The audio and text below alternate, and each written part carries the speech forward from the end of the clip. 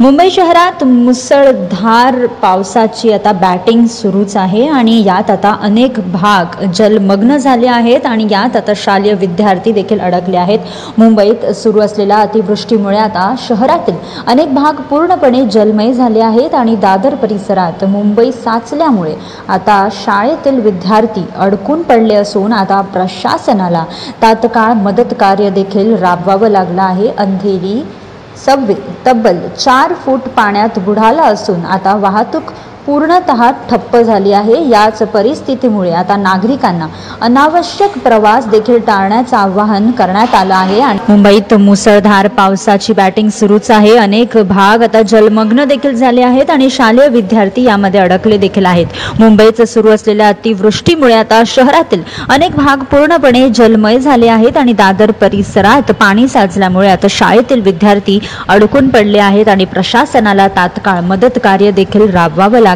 आहे। अंधेरी सबवे तब्बल 4 फूट पाण्यात बुडाला असून आता वाहतूक तिथे पूर्णतः ठप्प झाली आहे। याच परिस्थितीमुळे आता नागरिकांना अनावश्यक प्रवास टाळण्याचं आवाहन देखील करण्यात आलं आहे आणि हवामान खात्याने पुढील 3 दिवसांसाठी ऑरेंज अलर्ट देखील जारी केला आहे।